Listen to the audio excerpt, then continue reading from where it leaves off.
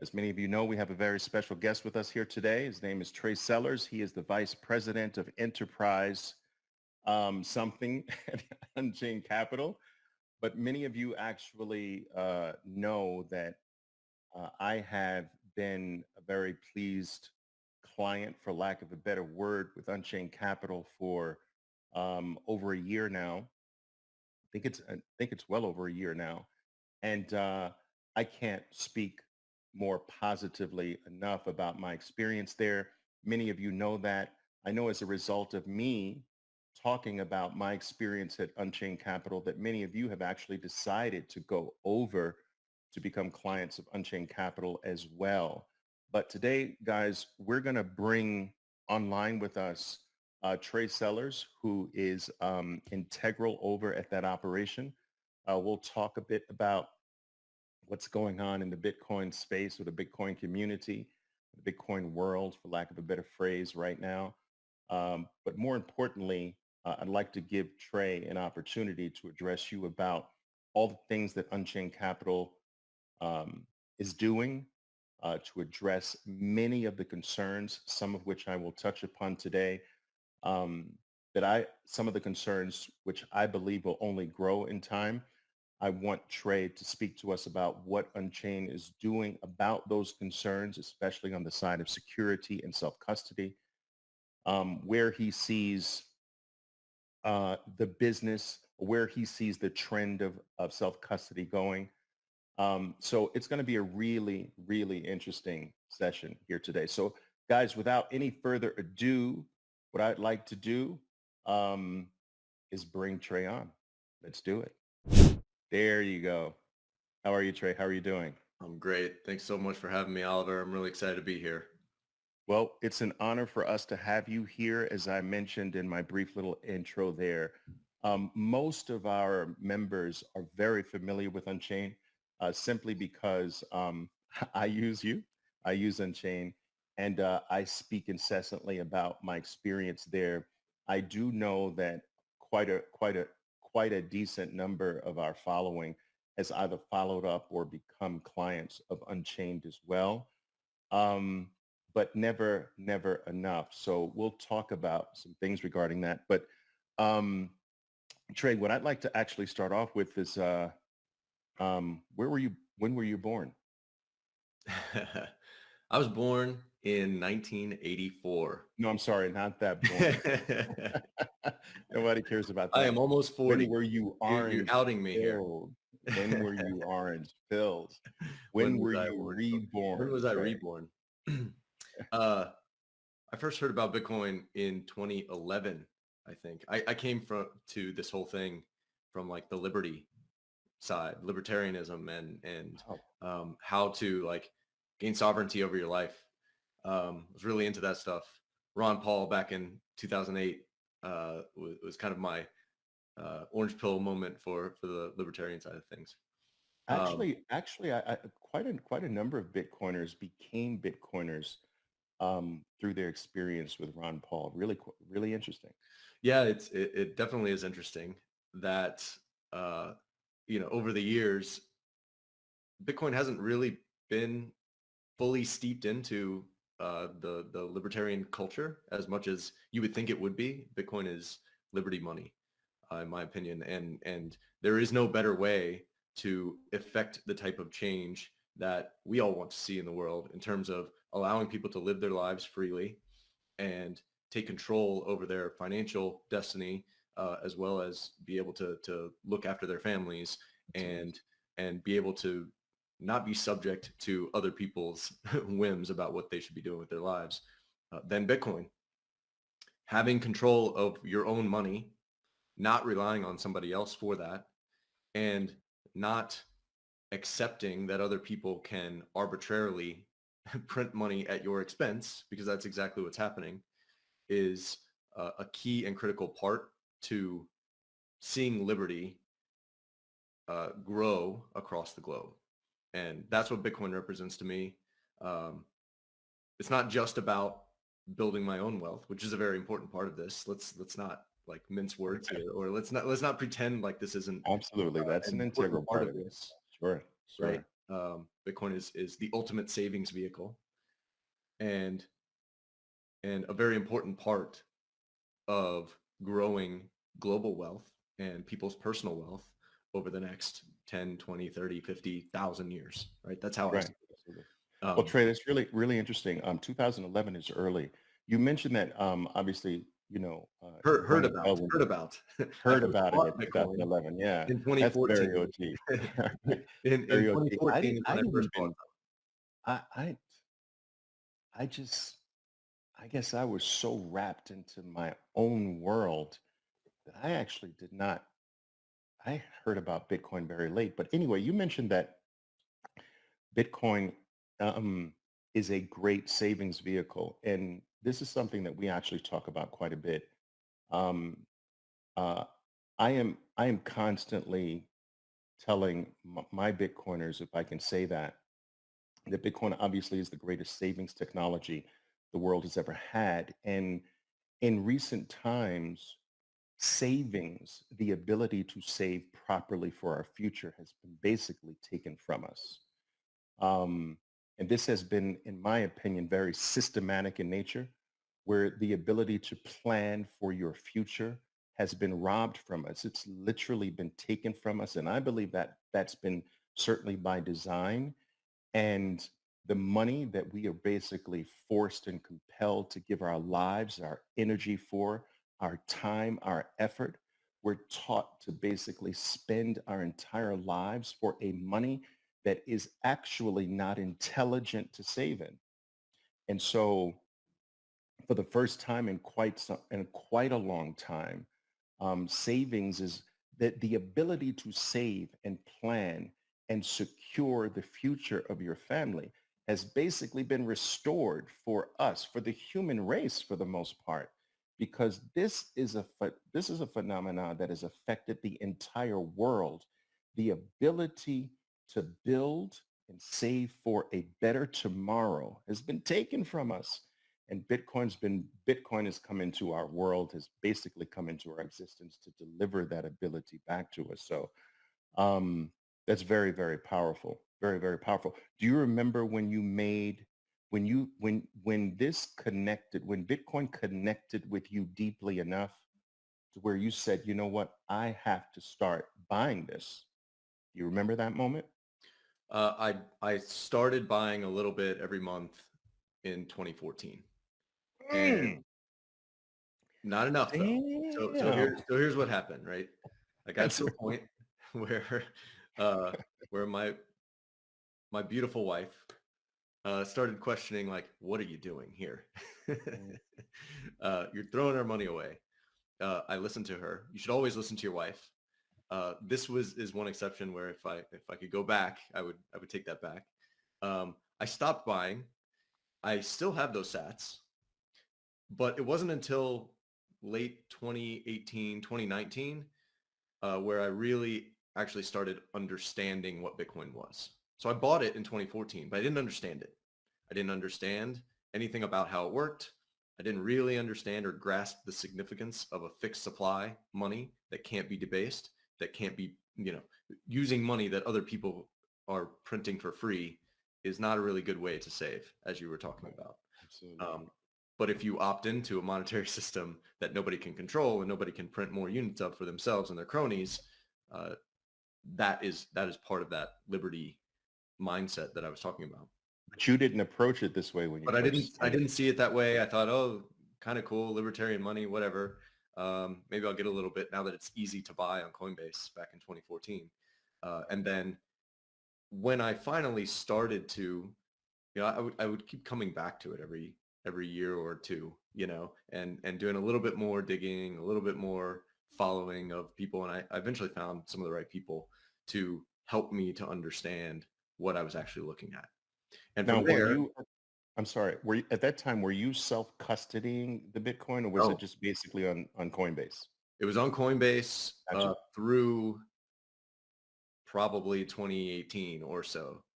And when I Mhm. started learning more about what this was and what the importance of it was and what the significance of it was, and then started learning about the fact that you should be or could be self-custodying, the fact that the power that Bitcoin has is very much limited if you're not holding your own keys to it.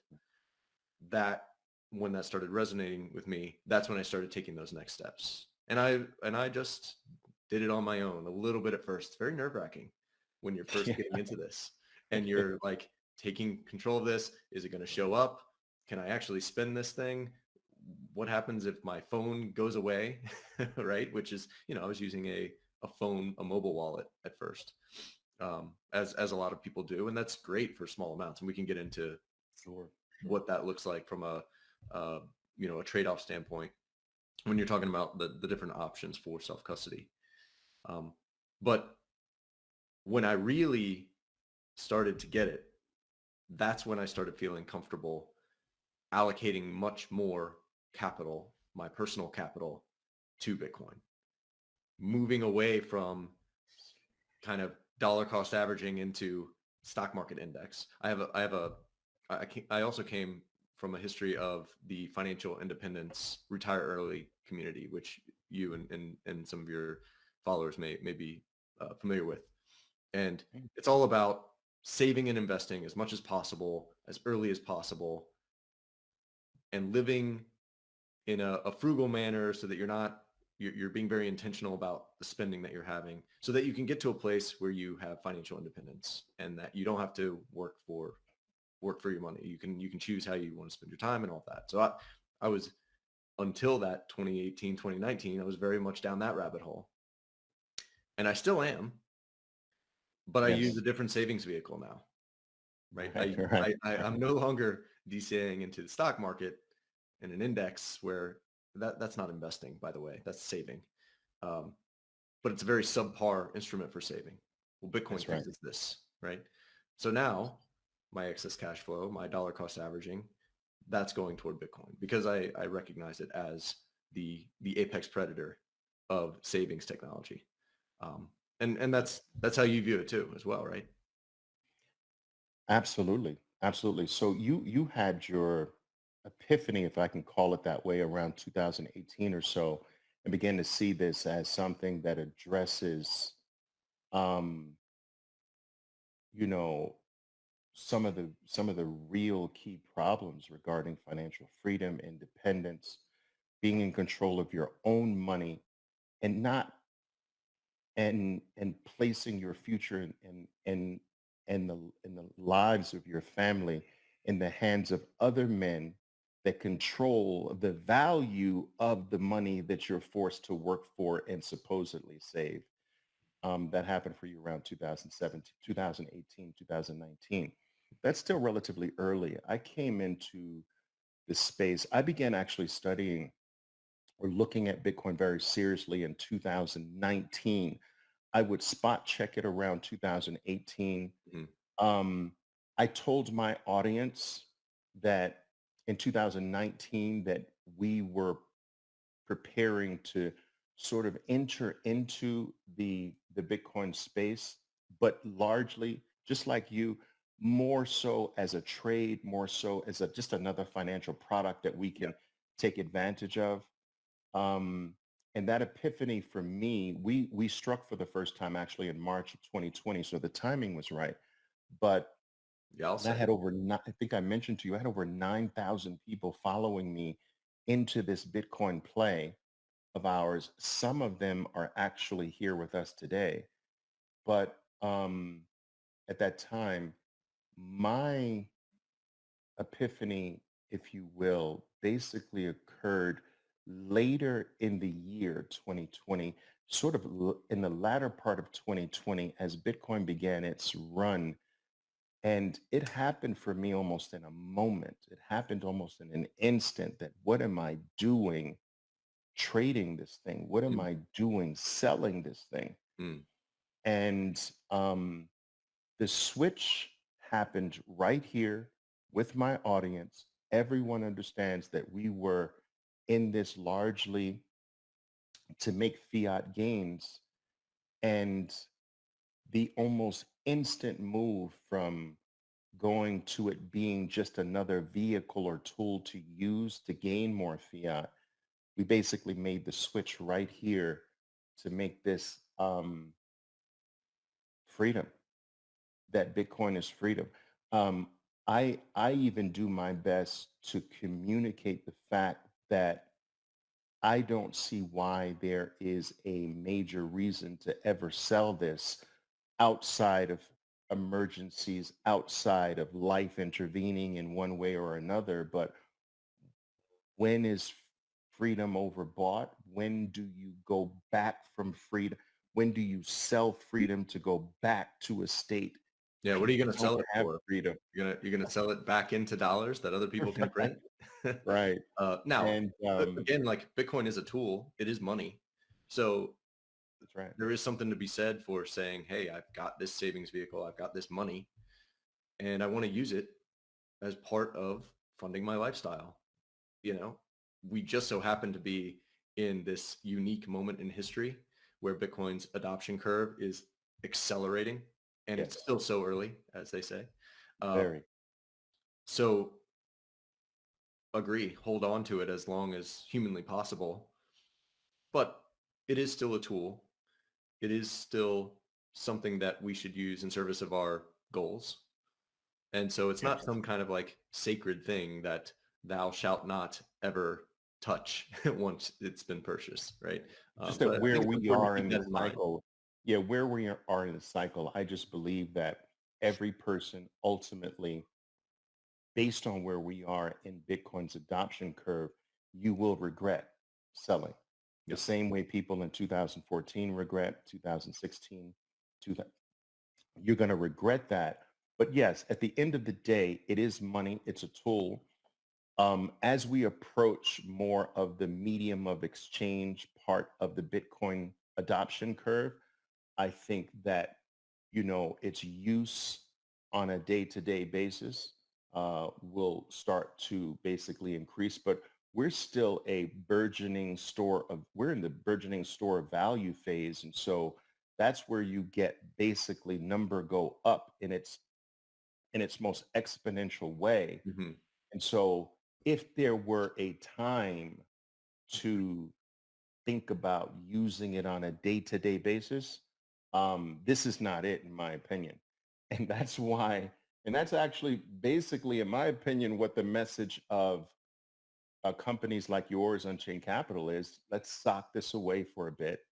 Um, let's make it cold. Let's put it in our own personal self-custody and let's sit on this for a bit. And anything you want to use on a day-to-day basis, you can keep on your phone or whatever. But Yeah. yeah, yeah. So interesting. All right. I want to talk to you about because we are in Trey. We're in very interesting times. Yes, we are. It's miraculous to me. We're coming upon another Bitcoin halving in April of 2024.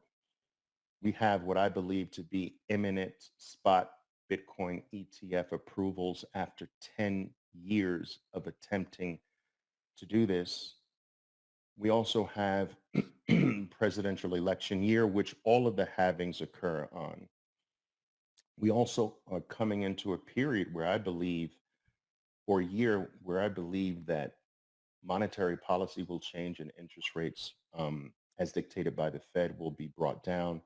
So we have a lot of dynamic things kind of converging at the same time within the same year.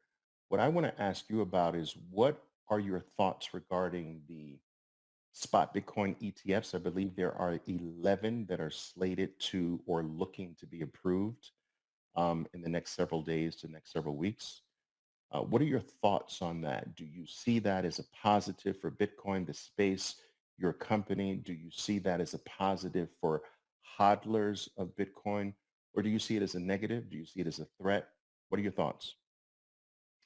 Well, there's no simple answer to any of those questions. There are trade-offs to everything. I think it's a net positive for sure. Um, I I'm from Atlanta. I did a private dinner with a little bit of a presentation fairly recently talking about those exact things that you were highlighting as kind of the 2024 outlook, right? What can we expect? What happened in 2023 and what's going to happen in 2024? And the things that I highlighted were demand shock from the ETF, Mm. demand shock, which I think is very underrated, Yes. or goes under the radar from this FASB ruling that allows corporations and larger Wow. enterprises to put Bitcoin on their balance sheet without taking on a penalty in terms of their financial reporting and their P&L. And That is not focused on enough, though. And you're it is absolutely not. right. I think it's a dark horse that we're going to Yes. see here, right? And then let me just remind myself here, the macroeconomic environment that you were mentioning, right? It does feel like we are, at least temporarily, at a bit of a pivot point where interest rates may start to decline. Maybe that is being led by the Fed. Maybe that's being led by a worsening economy. It's really tough to tell, right? Right. There's a lot of things at play there. But regardless, the Fed's aggressive tightening is almost certainly at an end, at least for the time being, and they may be reversing course there. So those are three different supply shocks. That excess liquidity that's created in an easing environment is provides demand for store value assets. And what I think, Trey, a lot of people don't realize is that Bitcoin has never really had the demand shock side of the equation. It's always had the supply shock element through the 4-year halving, right? Or halvening, whatever words you want to use. But it's never really had the demand shock. I mean, how can there be really truly a demand shock when less than 1% of the world really is involved in Yeah. Bitcoin or has or holds Bitcoin? So we've never had the demand side. And with the demand side coming in to join in with the continual supply shocks we have every 4 years, um, it's stupefying to me what potentially can happen. Wow. Yes, yes. So Because it, demand shock from the ETF, demand yes, shock from corporations that's right. and other enterprises, demand shock from more liquidity Yeah. in the system and the easing macro conditions. All of that is hitting at the same time At the same as a time. supply shock coming from the halving, right? So you've got this confluence of events that are creating a very interesting time Yes, for Bitcoin and what could happen to the price of it. And really more importantly, in my mind, is just the adoption cycle that that can bring. yes, Because if this is Liberty money, we need people to recognize it as something that they should be paying attention to. And that's what these absolutely. things allow for. It brings Bitcoin into people's Awareness. perspectives and awareness, to your point. If you're not Absolutely. aware that Bitcoin is an ultimate savings vehicle, if you're not aware that it has a limited supply, if you're not even really aware of what it is, how can you possibly use it as a inflation hedge, right? As Right. some people were criticizing the tracking of its price relative to CPI. And then you also mentioned there's a few other kind of honorable mention things here, right? Is presidential election that kind of feeds into that macroeconomic cycle Yes. where typically the administration's not going to do anything that's going to put the economy in Right. jeopardy if they can help it when they're leading into trying to be reelected. Be We have reelected. 70% of all Bitcoin supply has not moved in at least 1 year. And It's that incredible. implies that the hodlers are out there in that Bitcoin is in strong hands, right? It's in the hands of Oliver and his group of people It's all of and us, all me of us. and exactly right. And the Unchained clients who Yes. are holding this thing as a store of value over a very long period of time and want to do it in the best possible way, right? And that base layer, that foundational base layer of the buyer of last resort, the hodler or the holder of last resort, that keeps rising every single cycle. I mean, we've never been at a place where over 70% of every single Bitcoin in existence, over 70% of the entire network hasn't moved in a year. That's an all-time new high. I believe that the last cycle, the all-time new high was in the 60s and then the 50s and the 40s. And so every single cycle that seems to rise and go up. So That's very powerful. And the price went from 15.5 or whatever the low was That's right. to where we are now at 44,000. And And no that one number barely still, budged at it's all, right? incredible. Like people, Bitcoin is in strong hands. We can leave it there, right? Right. We You also, know, I'm sorry, Trey, another thing that I think that is not focused on enough, we talk about it quite incessantly here, is the fact that for the very first time in Bitcoin's history, short history, the supply on centralized exchanges is actually going the other way. It's declining, and it's declining quite rapidly. It's declining at an alarming rate. I mean, it's hard to put a finger on the pulse of what the actual number really is, but I've heard numbers anywhere from 1.8 million Bitcoin on centralized exchanges up to 2 million.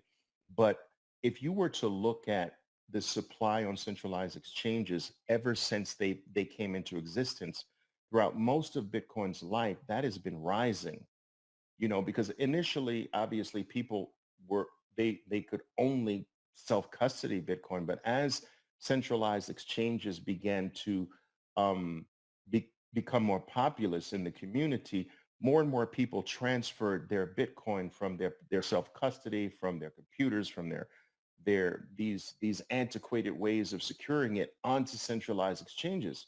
And you saw that basically rise throughout all of Bitcoin's life. And despite that rising supply on centralized exchanges, it still became the best performing asset the world has ever seen. Now, for the first time, we've got it going the other way.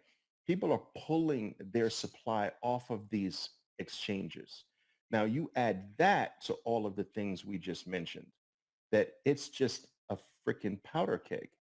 Um, and I'm just wondering where all of these ETFs are going to get this supply over time. Now, I do realize that obviously as price goes up, more and more people might transfer their Bitcoin to be sold on these centralized exchanges. But it's really fascinating that that dynamic is coming into play as well, yeah. where the exchanges are being drained from the actual supply while this tremendous demand is coming in for the supply. It's incredible. Yeah, I've seen those charts. I definitely, the sentiment there, I totally agree with. I'm not so sure it tells the full story. I think it used to back in the day when those Interesting. exchanges were really the only way that you could access Bitcoin in larger amounts. You have to go to the exchanges, right? And so that's why, to your point, you were seeing so much there. There's a lot more options now for how you can access Bitcoin and how you can hold it. There are a Right. lot of other custodians that are out there. And so while the exchanges that are being tracked by those metrics are certainly losing Bitcoin to other sources, it's not so clear to me that that's necessarily all That's going to interesting. self-custody, right? That's Um, interesting. right. Fidelity Okay. is holding Bitcoin in there. Is that included in those numbers? I don't know. Grayscale has 600,000 Bitcoin within there. Is that included in those numbers? I don't Right. know. I'm not an expert in those numbers. Um, I definitely think there is, you know, I definitely think your point is salient though, right? Where are the ETFs going to source this Bitcoin? Well, they're going to source it from all of the normal places. And the question is, what is the price that the market is going to bear in order for them to acquire it? That's Um, right. I don't think it's going to come from MicroStrategy's stash. It's definitely not coming from my stash, my little Coming pittance from my compared stash. to MicroStrategy and Michael Saylor. Um, and I think a good portion of that 70% that we're talking about is not giving up their Bitcoin for anything less than $500,000 a coin or something, right? So, Absolutely. so it is going to be very interesting to see the dynamics of these ETFs. I was doing a little back and forth on Twitter yesterday about the circuit breakers that are built into the stock market and the exchanges there, and the interesting dynamics that could play out if, let's say, Argentina decides, hey, we're going to buy $50 billion worth of Bitcoin. And, or they say, hey, we already bought $50 billion worth of Right. Bitcoin. We're announcing this. We're letting you know we're going to be a Bitcoin country. I'm not predicting any of this, right? I'm just saying like this is a possibility. We just got a new president down there. I mean, what's going to happen to the price in that scenario? It's going to gap very much higher. The ETF only trades between 9 and 4 on weekdays, Right. no holidays either. Yes, they're going to be like a there are circuit breaker breakers on the in. ETF. There are circuit breakers in. We saw a little bit of what could happen with the meme stock wars, back a couple of years ago. So I don't think this like breaks the ETF in any way, but it's going to be really fun and really interesting to see what's going on if these types of announcements start coming out over the next couple of years and the price just runs away and the ETF trading is just frozen because there's some kind of circuit breaker in place. Could happen to the downside as well, right? It's certainly going to be a very gappy thing, I believe. It's going to trade very much like the ADRs trade. These units that basically represent ownership in foreign companies where their markets are open, our markets closed. So our market has to adjust to whatever happened in their market when our market was closed. So it's very gappy. I think it's going to be quite gappy, especially during the excessively volatile times. Yeah. But it's going to be interesting to see for sure. This is going to segue into what I'm about to touch upon now. Trey is going to segue into Unchained and how Unchained addresses some of the things that I particularly see as growing problems. At the price currently at the price of around $145 to $150,000 per Bitcoin, Bitcoin becomes the most valuable asset in the world outside of gold. Apple today still, I think, holds that crown as being the most valuable asset. Flips between them and Tesla, right? No, Tesla's actually under Bitcoin. Mm-hmm. So, you have your big guys. Apple's number one. You have Microsoft, I believe, is number two.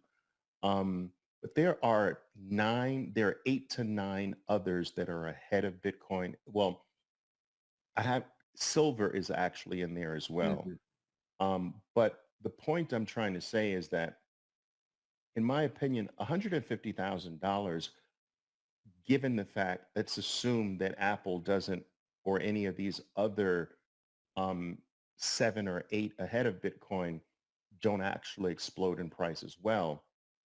All things being equal, $150,000 per Bitcoin is really not that far away based on Bitcoin's historical moves. Yeah, it's kind of a chip shot. At that particular point, the world realizes that they're short the upside of Bitcoin. It's the most valuable thing outside of gold. How do you not have some exposure to it? And we talk about a lot about that here. But where I want to go with this is the fact that the global awareness of how valuable Bitcoin is, especially when it crosses that $150,000 mark, is going to explode. This is going to become, in my opinion, one of the most valuable things to have and to go after. And that poses all kinds of benefits, but it poses a lot of risk because when you possess the most valuable thing on earth outside of gold, a lot of people are going to want to take it. A lot of people are going to scheme and plan. There's security risk. There's safety concerns.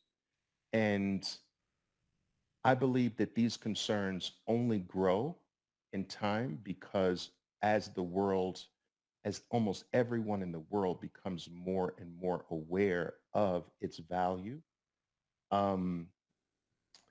that we're going to have to place a lot of focus on making sure that we are secure in the custody of our Bitcoin and also private and secure. What are your thoughts on that? Yeah, Bitcoin is a bearer asset. It is akin to gold and cash that you can hold yourself. And if you're trusting somebody else with that, you are opening yourself up to a number of different risks in terms of counterparty risk and hacking and all that kind of thing. Um, and if you choose to take self-custody, you do need to do it in a way that enables you to hold this bearer asset for a long period of time. It's great to have bought Bitcoin, but if you can't hold on to it, you're not going to benefit from the appreciation in its value and the monetary properties that it has when it becomes global money. When you're using it on a day-to-day basis, you need to have it first. And if you buy it now and 10 years down the line, you're able to spend that around the economy, but you actually don't control it because you didn't take the proper care of the private keys that control it, or you've trusted it with somebody else and your account gets hacked and sent somewhere else, Right. you can't actually gain the benefits from this correct decision that you made all those years ago. So it's extremely important that you think about the proper way to approach the custody of Bitcoin because it's unique. You can't print more Bitcoin. That's right. You don't have FDIC for the Bitcoin network, That's right. right? You can't just conjure up new units out of thin air and make people whole. And you have to make sure that because of that fact, that you're taking the proper care of holding on to the Bitcoin. And you have to make sure that you're taking the proper care and approach for ensuring that your heirs, your family, or whoever you need to take control of this Bitcoin as and when something happens to you and you're no longer here, how are they going to get access to this asset that is so valuable 10, 20, 30 years ago, or 30 years from now? Very important. You need to be Absolutely. thinking about these things now and putting in a system and an approach that makes it easy for them, that allows you to be in a very strong position relative to these key questions. It's something that is not really thought about that much when it comes to stocks and bonds and even real estate and that kind of thing, because there's a legal system in place and you're forced to trust other people with those things. But you're not forced to do that with Bitcoin. And there's some really strong benefits of not trusting other people by taking on that responsibility. But you just have to do it in the right way. Yeah, I think you touch on some very important points. I think that I think that the fear actually, the knee-jerk reaction is to actually seek out not self-custodying Bitcoin. I think that the initial impulse is that I don't want to rely on myself. I don't want to be the one responsible for this. And, the system has indoctrinated us to basically place our entire wealth and our future in the hands of other men, so much that we're almost afraid to Yeah. take our own lives back and to control our own futures. We have not been taught that in recent times. And so it's very difficult to get people to sort of think about the fact that you're actually safer with this in your own custody, because history has proven that, the trust we play when we place our trust in these other systems, that they have all failed. And you mentioned something really interesting, that there's no guarantee that you'll be able to utilize your money if you give it to someone else to hold, especially Bitcoin. If you don't control the keys, how do you know when it's time for you and your family to take advantage of that you're going to be allowed to, or that the rules won't change because you don't have the keys, and that you're only limited to a certain percentage of it or what have you? Anything can basically happen. And so the risk is actually greater by not holding it. It's not less by you holding it, which is something that I struggle with. Some people feel that it's safer to have someone else holding it for them. But in this case, that is certainly not the case. Yeah, So I think very interesting points. that's absolutely correct. Um, in the fiat world, all of your investments and your dollars and your stocks and your bonds can be instantly taken away from you. If you say the wrong thing on Twitter Yes. or if there's some other extenuating circumstance Maybe you're just mixed up. Maybe you just got a name. Your name happens to overlap with somebody else that that the government is interested in. Could just be a mistake, and all of a sudden you can't access your money.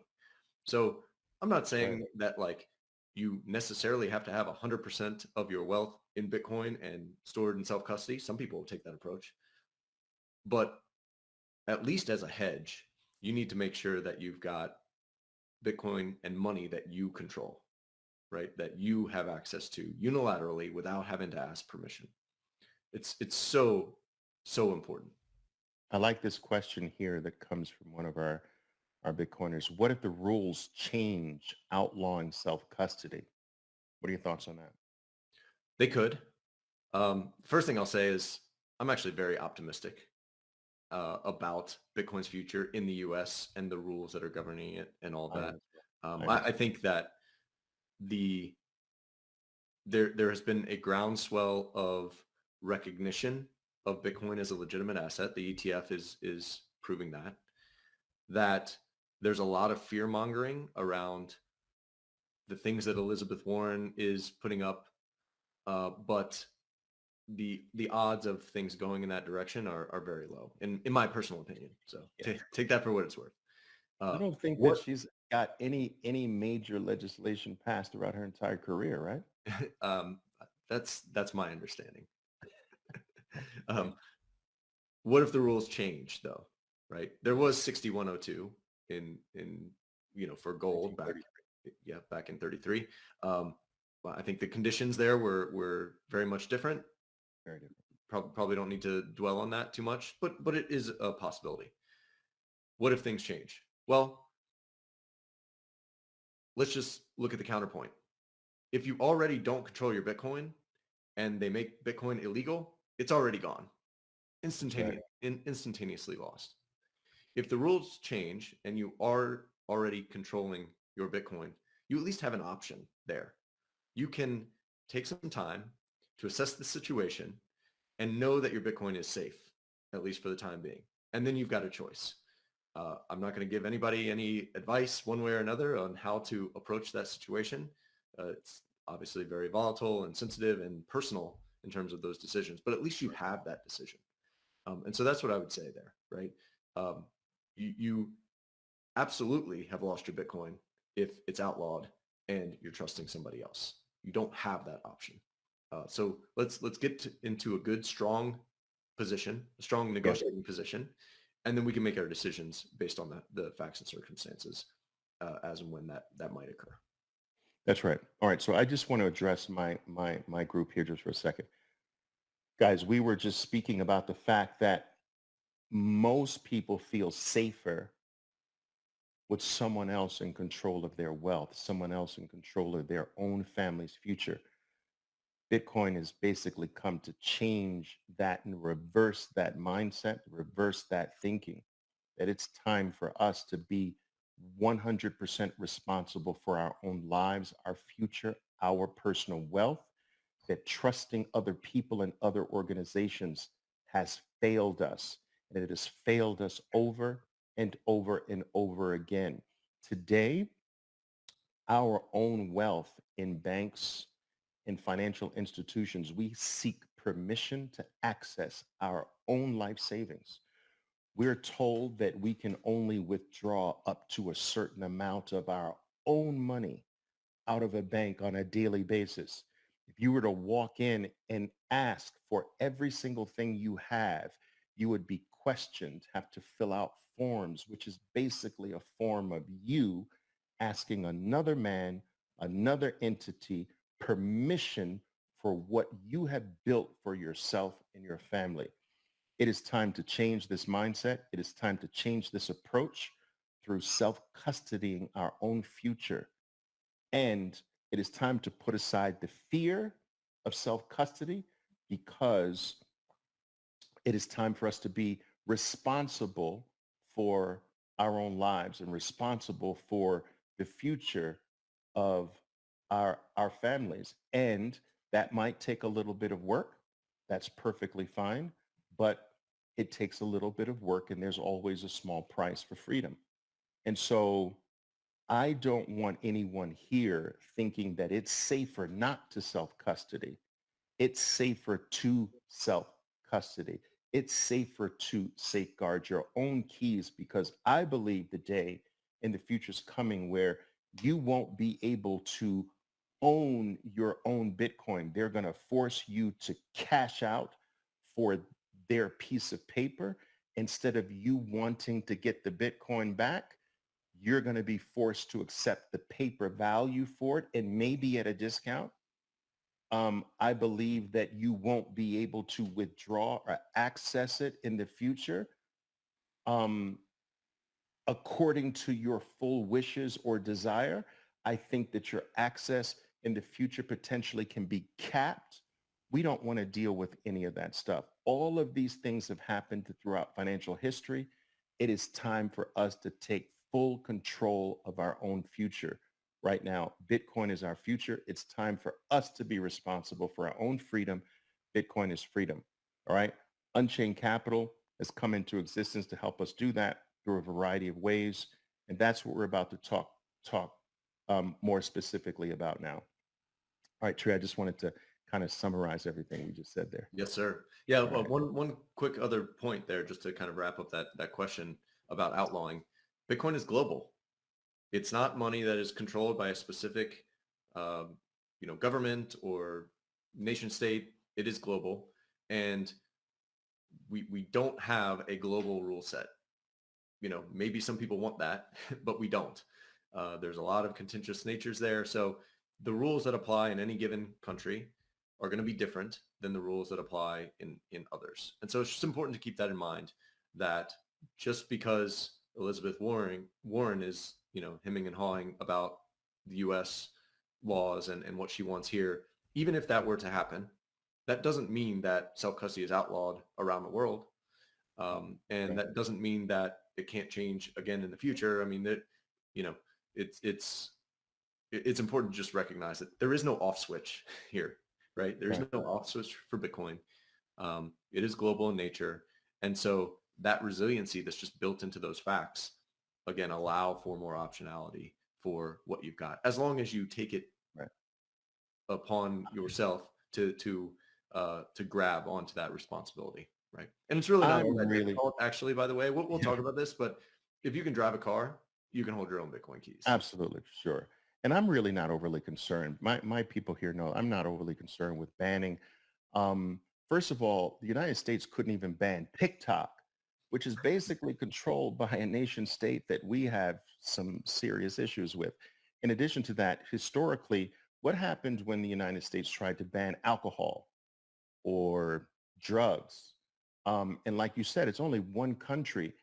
Bitcoin is global. So unless you get every single country in the world simultaneously banning Bitcoin, which you can't ban, by the way, but banning the on-ramps and off-ramps of Bitcoin, um, that just simply is not going to happen. Good luck getting every single country on the same page at the same time on the same day. It's just really not going to happen. And game theory is basically going to come into one country bans it and another country raises the benefits for being a Bitcoiner. Those things, I'm just not overly concerned with that. But um, Trey, what I want you to do for us, if you will, is let's talk about the individual products that Unchained delivers. So you have um, uh, multi-signature self-custody options. That's the first thing you offer, correct? Yeah. So Unchained is a financial services company for a Bitcoin world. The primary relationship that we have with the majority of our clients is around this idea of self-custody and helping people hold their own keys. And there are some important ways that we approach it that allow you to eliminate any single points of failure. The majority of people who lose their Bitcoin lose it due to a mistake when they're in self-custody, or they trust it with somebody else and their account gets hacked, or the exchange goes bust because, as was the case in FTX, they were $1.4 billion short Bitcoin.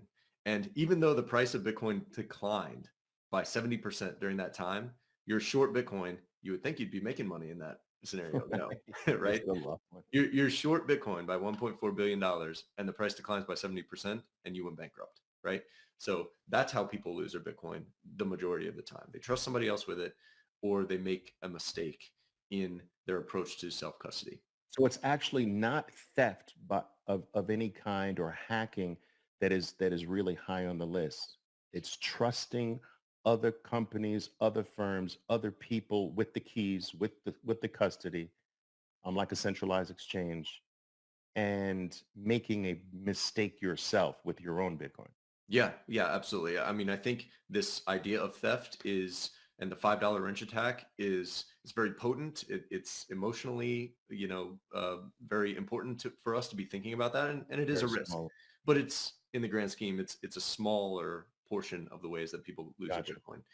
Gotcha. And so, you know, now the good news here is that you can maximize the security that you have for being resilient against mistakes that you make, but also against theft. And that's what our custody solution, this Yes. collaborative custody using multisig solution actually addresses. And then as a bonus, it also puts you in a position where your family and your heirs can have a very secure and easy way to Very, access your Bitcoin if something were to happen to you. very important. So we can talk about exactly Yes. what all this stuff looks like, but the primary relationship, as I said, that we have with most of our clients is around custody. And we do that in the context of an individual holding Bitcoin in their personal name. We help businesses of all shapes and sizes to hold Bitcoin, having multiple people collaborate to hold keys cooperatively so that they can not have a single point of failure within their business to control this asset and still Right. hold it in self-custody. We do that in the context of an IRA, a retirement account in the US. And then within the US, we also are able to offer the ability for our clients to buy and sell Bitcoin. Oliver, love all of the sharing that you do on using our trading platform and Yeah. kind of blasting that out to your audience. Um, it seems very clear to me that you love that feature there and would love to get your experience and feedback on Love it. what that looks like for you. That's right. And then on the commercial side for businesses, we also have Bitcoin-backed loans. So we can talk about exactly what that looks like, but you can borrow against the value of the Bitcoin that your business is holding. And we do that for, business and investment purposes. And so we have a full suite of financial services Yes. that allow our clients to secure Bitcoin in the best possible way without a single point of failure, without counterparty risk or having to trust us or anybody else, and then allows them to maximize the value of that Bitcoin that they are holding over the Awesome. years. Let me summarize this, Trey, for a second. So guys, listen, this is very important. What Trey's revealed is the fact that most Bitcoin is lost one of two ways, right? You lose it by it being on an FTX that's trusting someone else to hold it for you, or a Celsius, right? Or a BlockFi. You know the stories, all right? That's number one. Number two is you try to take self-custody. You actually try not to have it in the hands of someone else, but you make a mistake. These are the two ways. And so what Unchained does, the reason why I chose Unchained is because this is too important for me to make a mistake. I understood at that particular point that taking self-custody of my future was what I needed to do. But it's not like I'm a Bitcoin OG. It's not like I'm a Bitcoin developer. I just didn't want to make a mistake. I wanted to make sure that I was basically being led by some of the Bitcoin OGs, and Bitcoin OGs. They basically formed or founded Unchained Capital just to make sure I was doing it correctly. So Unchained helped me self-custody my Bitcoin, literally almost hand holding me through the process. Now, what I also liked was the fact that this does not give Unchained any access to my Bitcoin. It never gave Unchained access to my Bitcoin. It's still mine. No one has access to it. All right. But it introduced a professional element to me making sure that I did it correctly. It was just too important to get it wrong. And so to me, it checked off all the boxes. There's trade-offs to everything, right? There are trade-offs to everything. It's KYC, all right? So I did see a question here. It's KYC, all right? Some people might regard that as a trade-off. Others, almost most of the world's KYC. But to me, it checked off those most important boxes for me. Number one, no one has access to it, only me. All right, number one. Number two, I eliminate a single point of failure. So now I have a backup in the form of Unchained. Even though they don't have access, they are my backup should something happen to one of my keys or what have you. In addition to that, I just wanted to get the process correctly. Now, when you add on top of all of that, that I can buy direct to my cold storage, like, you know how all these other platforms, right? We're buying on this platform and that platform, but then we have to deal with moving it from their platform to our cold storage. Well, with Unchained, that's not necessary. You buy direct to your cold storage without a miner fee. Am I right with that? No miner Yeah, fee? we handle the mining They fee associated with absorb the that miner transaction. Yeah. fee. So a lot of people say, well, Oliver, what about the fees you're paying or whatever? I'm like, these are almost zero fees. I'm buying direct. There's no markup on the Bitcoin. I'm buying direct to my cold storage and it's done. I don't have another step that introduces the possibility of another error. Listen, I heard a story 2 days ago. A guy was moving his Bitcoin from um, some exchange to his um, self-custody, and he was managing his keys with a ledger. I don't know what happened, but $250,000 disappeared in his transfer from his centralized exchange to his own self-custody wallet using Ledger's live platform. And I don't know the specifics of what happened, but I will tell you that extra step, eliminating that extra step where something can happen is priceless to me. So pressing the button, getting the buy, boom, straight to cold storage, and I have nothing else to worry about for decades Yeah, it's is it's just one freaking less amazing. it's one less spot where you could make a mistake and lose your Bitcoin, and it's one fewer counterparty that you are having to deal with. That's You right. buy on an exchange and then withdraw to your own keys. Perfectly fine way to do it, but now you've got counterparty risk with the exchange, and for the very limited time that we're making this transaction, which is actually very quick, right, Oliver? When you make a trade and buy Bitcoin, you settle that with a wire transfer. As soon as we clear those funds, the Bitcoin is deposited directly into your multisig vault. And so that can happen very quickly, even for very large amounts. That's another point, is that if you're using a centralized exchange, a lot of them have withdrawal limits. Withdrawal limits for the amount that you can withdraw at any given day. A time limit if you're funding that with an ACH, that you need to wait 10 days, 20 days, 30 days Yeah. before you even have the ability to withdraw it.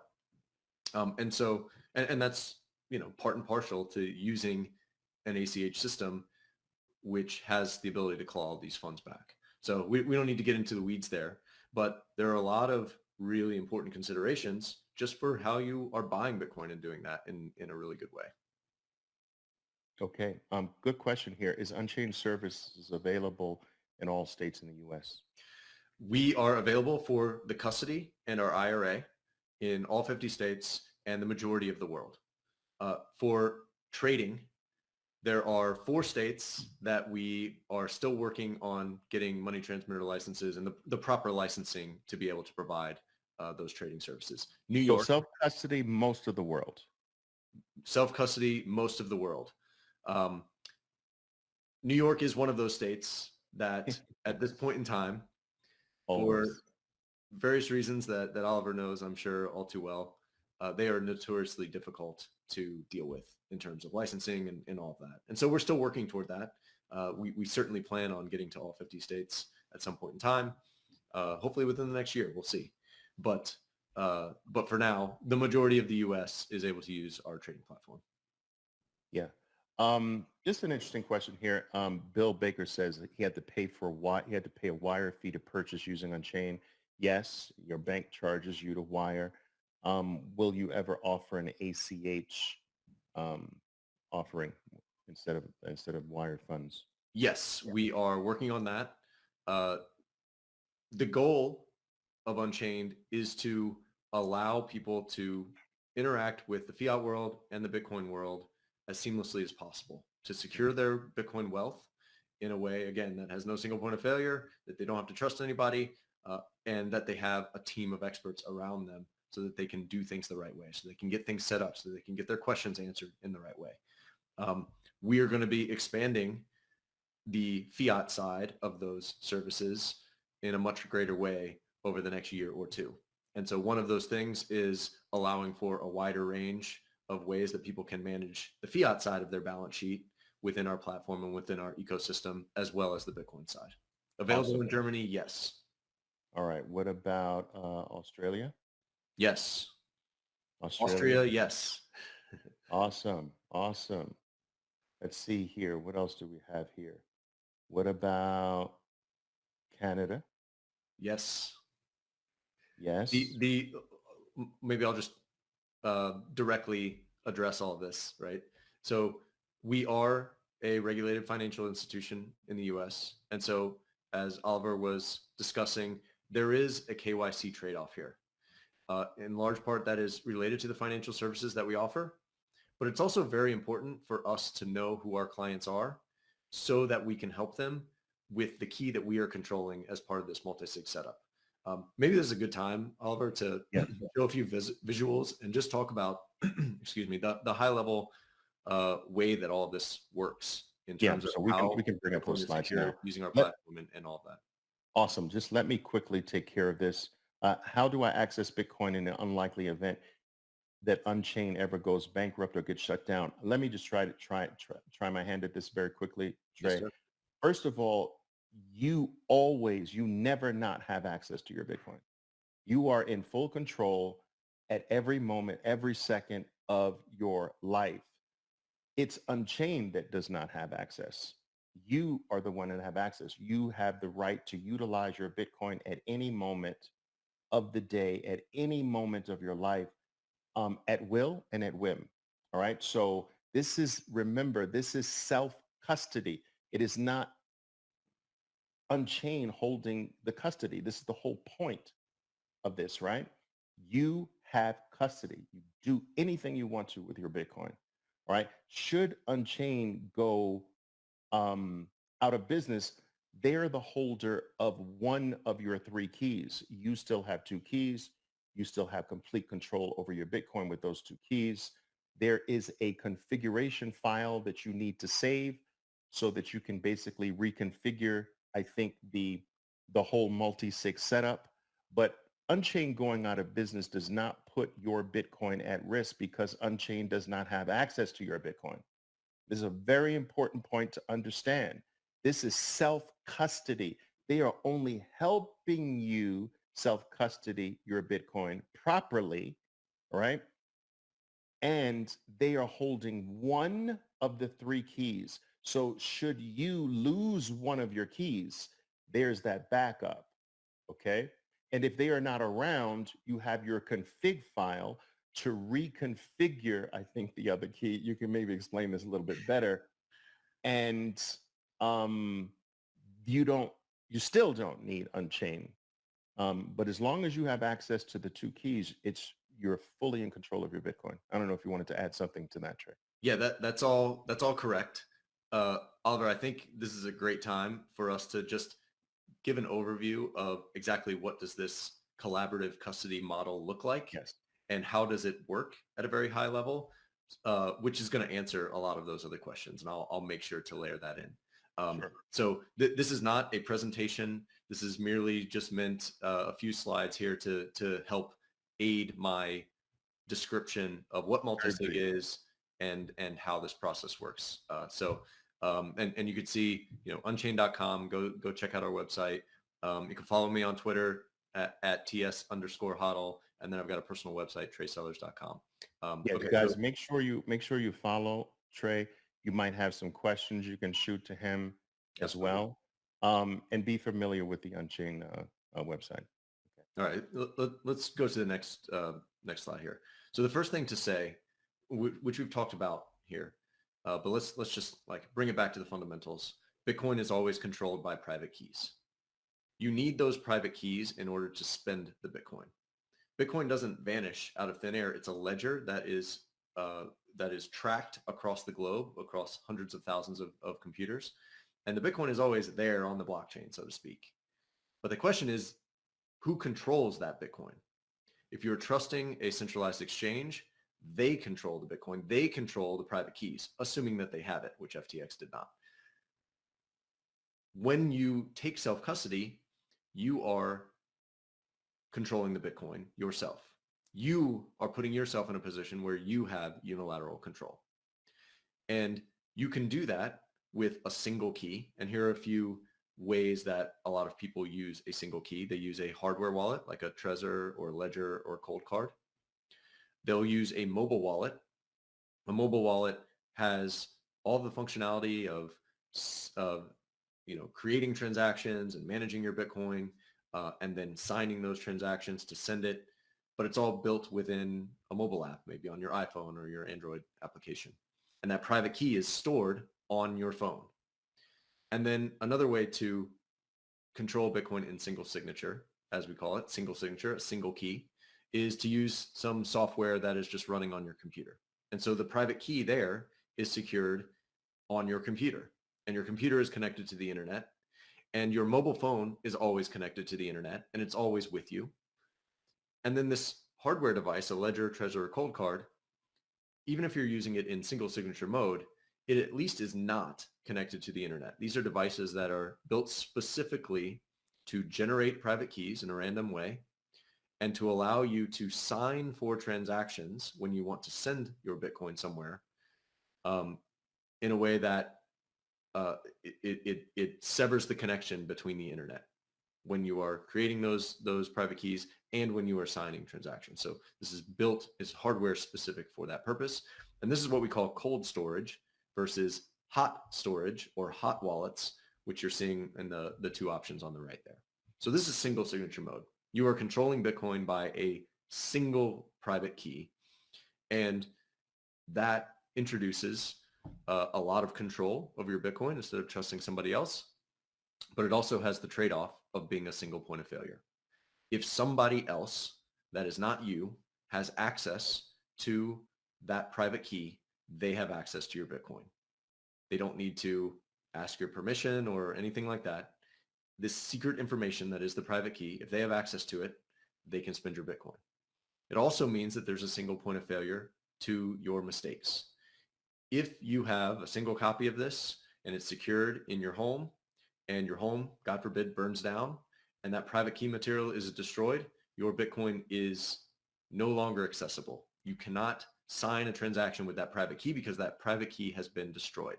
And the Bitcoin will sit out there and it'll be available for you to view and torture you for the rest of your days, because you'll be able to see that value out there on the blockchain, but you will not be able to access it.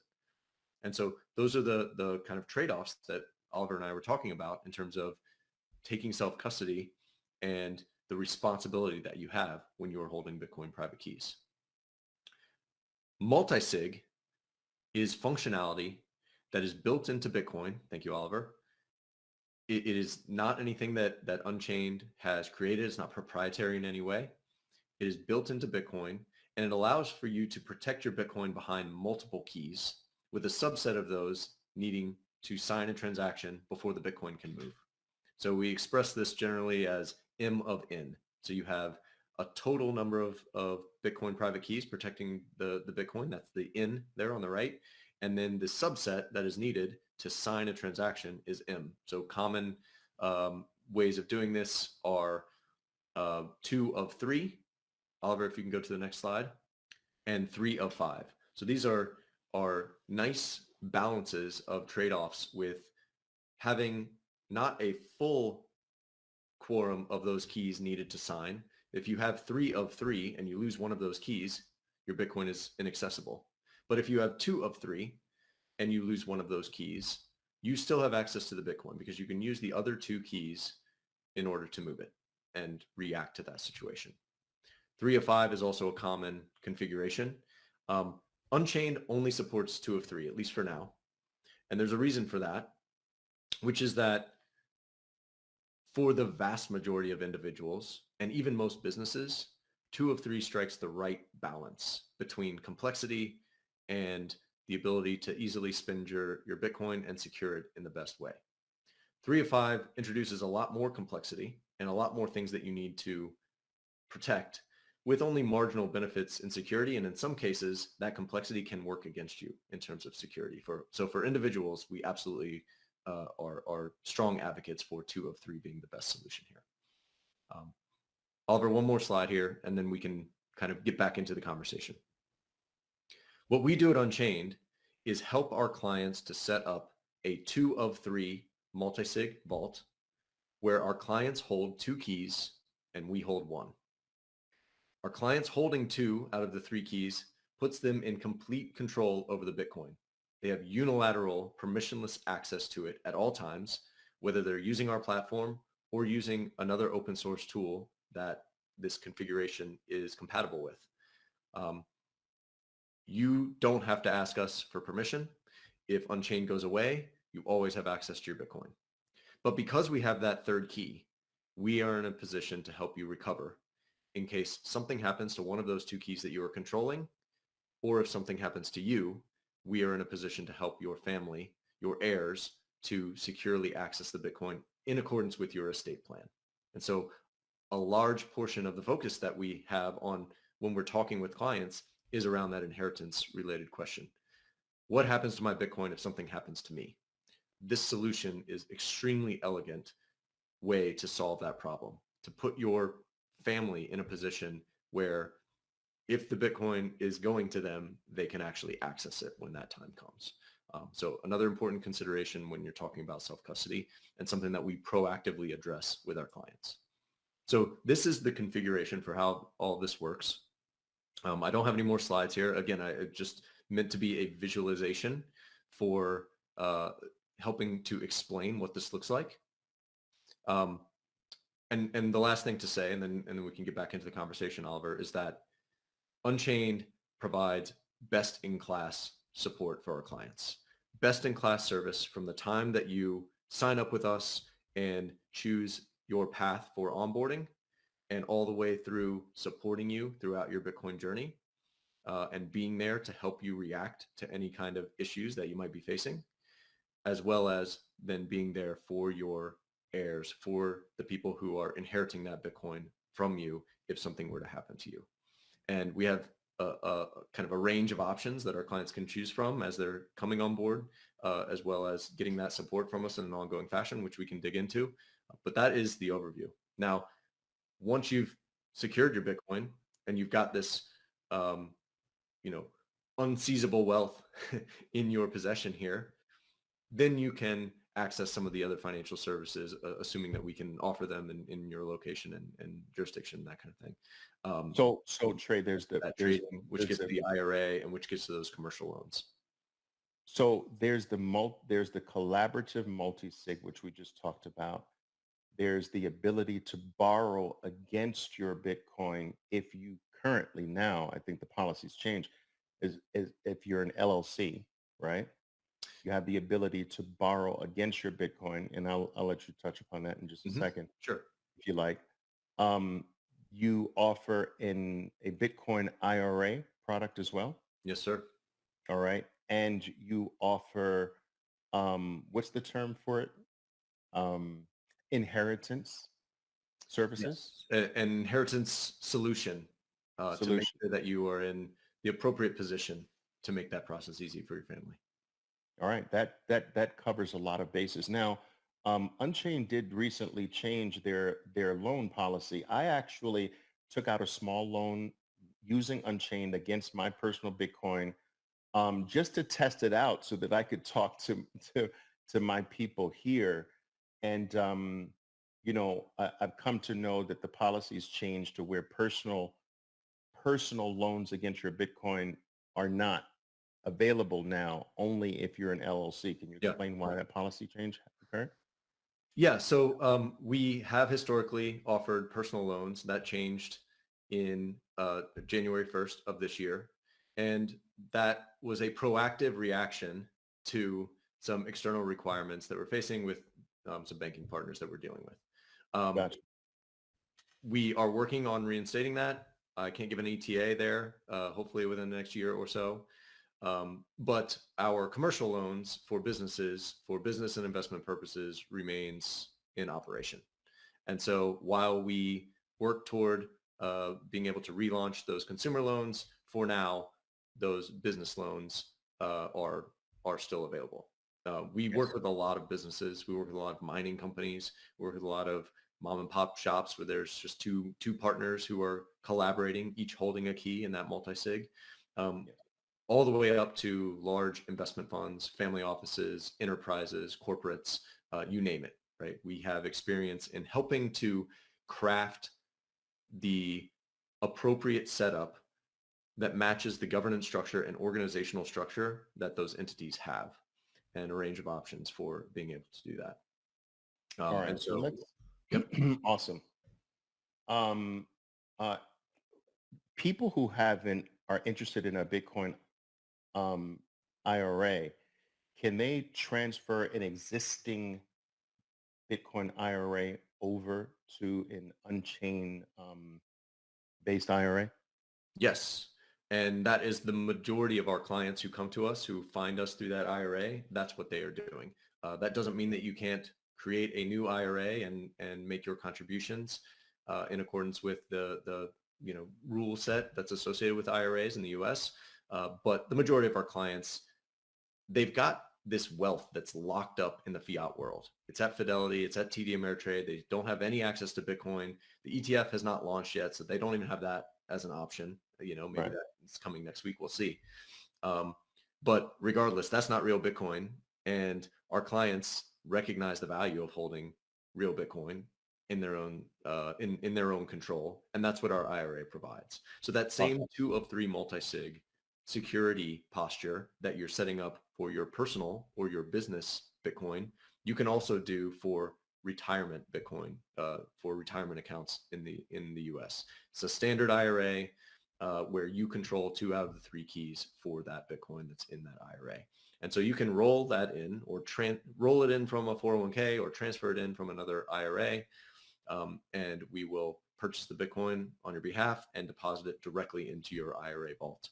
And then if you've got a personal account and an IRA account and a business account within our platform, you can just toggle between those different accounts, and you can even control the Bitcoin in each one of those contexts with the same 2 hardware devices, the same 2 private keys. You don't have to have like a litany of devices floating around there. And so and that's what we encourage, because we want to minimize the complexity that's associated with doing this so that you don't make mistakes. I think this is an interesting question here. What's the suggested minimum initial deposit to start? Now, first, I do want to say that understand that you are really not making a deposit into Unchained by any stretch of the imagination, right? You're taking full custody of your Bitcoin. They are assisting you in holding just one of your keys. Now, I just want to clear that up. If you are speaking about at what point does multi-sig make sense? At what value amount does it make sense to take this step away from single sig self-custody? That's a great question, and I'll leave that up to you, Trey. Yeah, to your point, there is no minimum deposit into your vault. This is a Bitcoin multi-sig wallet that you control, and we don't charge our clients who are in self-custody related to the amount of Bitcoin they have in their self-custody vault. You can choose to have 1 million sats in there or 100,000 Bitcoin, right? It's totally up to you, and you will pay the fees that are flat and not at all related to the assets under management, so to speak, right? Under your management. Now, when does it make sense to go to multi-sig versus single sig? It's a personal question for each of you to think about. But the way that I like to frame this for my clients is, if you are holding what you consider to be a material amount of Bitcoin for your net worth, and you want to hold on to it for a very long period of time and have it available for your heirs, you should use multisig. And specifically, you should use this collaborative custody model that makes it easy to manage that process. So some people, one Bitcoin is like a massive amount of their net worth, and you absolutely should be using it. Some people, it's much less than that. And some people, they have a whole lot more, right? And so that is a personal choice there. But think about it in terms of, would you lose a lot of sleep if you lost your Bitcoin? And are you planning on having this for a long-term store of value? Or do you need like very easy access to smaller amounts of it? In that case, you can continue to use a mobile wallet on your phone or a single signature device, in conjunction with multisig for your savings account. And just think of it as savings versus checking. Yes, I agree with that. Let's take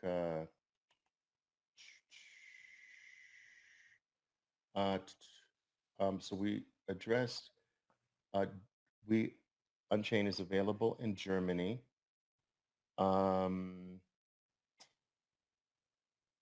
Canada, Cayman Islands. Yes. Yes for Cayman Islands. Spain. Yes. I see Yes. Mexico. Yes. Yeah. Puerto Rico. Yes. All of these. Yes. Yes. And in fact, in Puerto Rico, we also do have trading available. So you can buy and sell Bitcoin with us if you're in Puerto Rico. Right. Awesome. Fantastic. What about Israel? Yes. Yes to Israel. Awesome. Fantastic. Great. Great. Now, oh, wait a minute. We got to get this in. Mexico? Yes, sir. Mexico. Mexico, Costa Rica. Yes, I see Costa Rica in there as well. Costa Rica, yes. Belize, I'm assuming, yes. Belize, I'm assuming as well. We're starting to get to the limits of my knowledge of what my accounts team is going to look at. But it's basically the globe over, except for the list of OFAC, related countries that are designated by the U.S. there. I have a huge Spanish-speaking team following. Yes. Can you address my Spanish-speaking audience? We can. We do have one person on our sales team who is also very adept at doing onboardings and helping guide our clients through setting all this stuff up and getting them really comfortable with all this, who is a Spanish speaker. We, over the years as our team grows, I'm sure that bench will expand as well. But his name is Jonathan Barrios. He's a great resource. And if you need that Spanish-speaking led introduction to all of this, an overview, or a Spanish-speaking led onboarding, we can accommodate that. Awesome. Se habla español. Yes. As my Mexican brothers from the hood would say, firme, firme. Good job. Good job. If you do have an IRA, how does the distribution work at the time of retirement? Yeah, so I mentioned this very briefly before, but the IRA that we offer is a standard IRA, and all the same rules apply as any other IRA that you might be familiar with from Fidelity or TD or Charles Schwab or whatever. That applies also to the distribution. The exception here is that this is Bitcoin and Bitcoin only, and you are controlling that Bitcoin. When it comes time to distribution, you have the option of taking your distribution in Bitcoin and not necessarily in fiat. Now, you can choose to take your distribution in dollars, and there will be a conversion fee, related to the trading fees that are associated with that conversion. But you don't have to. And a lot of our clients who are taking distributions are, they're filling out the appropriate paperwork and all that just to make sure that the reporting is easy for them. But they're essentially just moving the Bitcoin from their IRA vault into their personal vault. That's what's happening kind of when all is said and done. And so, no conversion fees associated with that because there's no conversion. I like that. Very good. Very nice. Yes, Roth and traditional IRA. Okay, Roth and traditional IRAs. Let's take this question here. In the case of having a loan with Unchained, how are the keys managed? Yeah.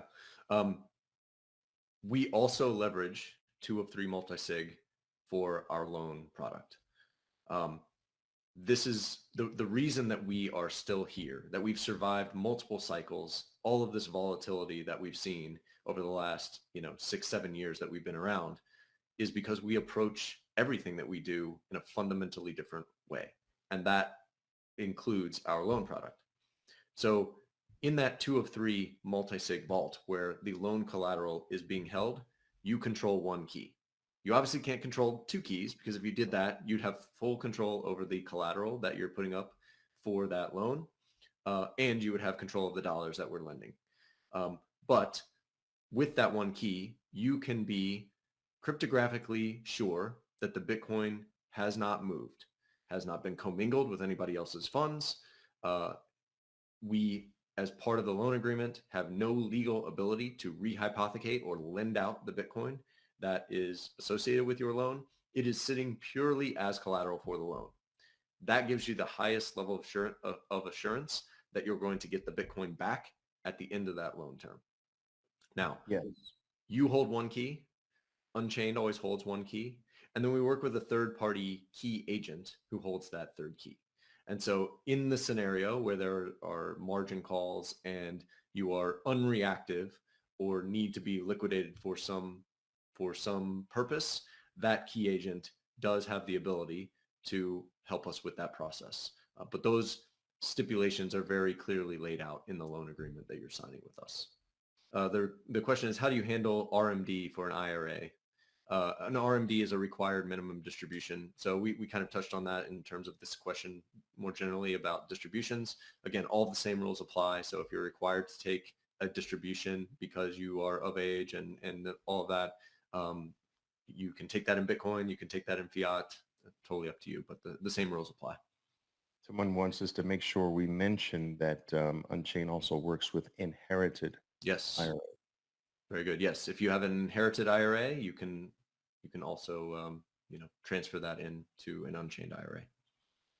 Awesome.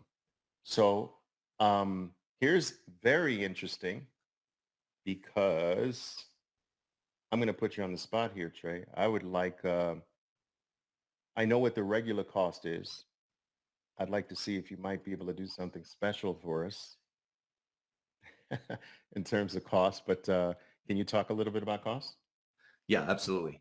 Okay, so the way that our cost structure works is that it's related to the amount of service that you would like to have from us and the amount of connection that you want, right? So there's a self-service option for coming on board, and you can do that for no cost. You are essentially taking this process into your own hands, and there might be some important things that you're missing. The majority of our clients do not go that route. They are coming through talking to our concierge team to get a guided onboarding to help them set up their devices, to set up their multisig vaults, and get a really good education in the best practices around security for multisig, in how to use our platform for deposits and withdrawals, for accessing it outside of our platform, as we were talking about, for understanding how to access the other financial services that you have, and for understanding what the support infrastructure looks like going forward. And that concierge service, that onboarding service, includes our inheritance protocol.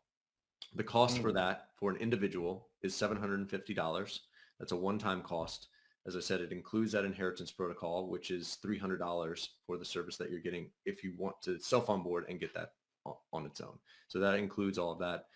You can add on a couple of devices if you would like, and we'll ship those to you. And then what you get with that onboarding service is 60 minutes with the best team on the planet when it comes to Bitcoin private keys and multisig, helping guide you through this process of setting up your multisig vault, withdrawing from an exchange and getting your Bitcoin secured in multisig, and then just going as deep or as shallow as you would like to go in terms of your understanding of how all of this works. It is an incredible experience. I've been here, Oliver, for almost 3 years. I've helped thousands of clients go through this process.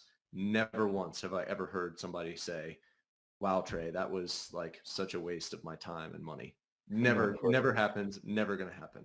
So, well, so let me clarify something. So there is a way to set up a vault absolutely with no cost. absolutely. Yes, you can Yes. sell, because I want people to be aware of this. You through Unchained, I think it's what's it called? The concierge onboarding service No, is, no. I'm saying that the free route. you can self onboard, meaning you So can set up an account and yes, you can, instead of paying for a service with experts to guide you through this process and including the inheritance protocol and all that, you can bring your two devices, a ledger and a Trezor, or two Trezors or whatever, and you can upload those public keys to our platform and build a vault. And we have a DIY guide that's out there, that's helpful there. You will miss out on a lot of really great yes. information and Now, education there, but you yes, do have the but ability I to do do. that. Yes, I think it's important for people to understand the tiers. So there's a way to do this yourself, Yep. which I don't recommend. Yep. Remember the two ways that most Bitcoin is gone forever is basically trusting it to someone else.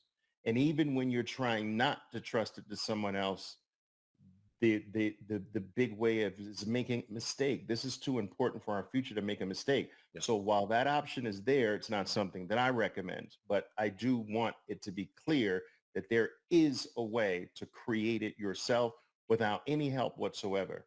All right. The way that I prefer that you consider is to basically get the professional help, the best team in the business, helping guide you through the process. Remember, they have no access to your Bitcoin. Just keep that in mind. Yep. You have 100% access. They are making sure that these mistakes aren't made. They're making sure that it's done right, and they're making sure that you understand it thoroughly. All right. I find that the lack of understanding of what's the purpose of this and why am I doing it can also lead to loss in the future as well. You don't understand what's really going on under the hood. So all of that, in my opinion, is worth that cost. Now that cost has to make sense to you. All right. If you've got $100 in Bitcoin, it doesn't make sense at this particular level. So while that's personal, I also want you to think about future value. Don't think about current value. So think several cycles Right. out. What potentially is the value of this?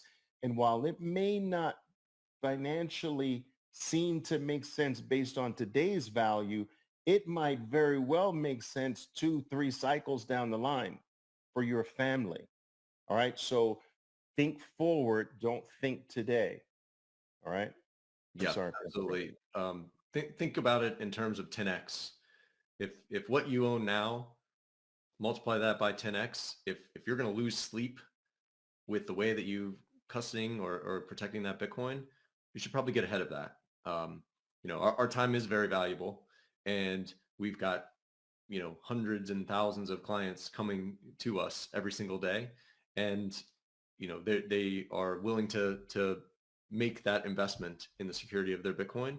And, we are there to service them. But especially in the middle of a bull market, that our time can be a little bit constrained there, right? And so Right. the level of urgency that you may have may be out of sync with our ability to kind of keep up with that urgency. And so we're doing everything that we can to maintain an ability to scale and be able to help everybody as quickly as we can. But just something that's important to keep in mind with this ETF coming in. I can't tell you how many conversations I've had over the last few weeks of people who are extremely urgently trying to buy their first Bitcoin or make a large purchase. And um, That's and some interesting. of them are actually willing to pay for what is called Unchained Signature, which is our kind of highest level of service that is available. Um, in contrast to the one-time onboarding cost there of $750, Unchained Signature costs $5,000.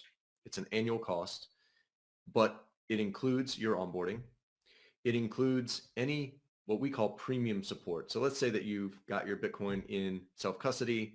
Something happens to one of those keys. This is the classic example of when you might want to pay for extra support from our concierge team.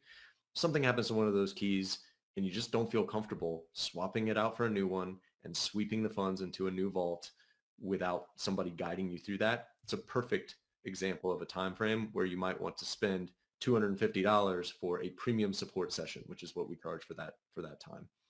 Okay.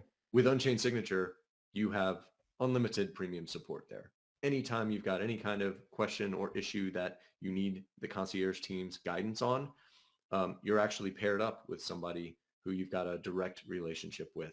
And they are there to prioritize the support that you need. When you're coming in new, prioritize your onboarding.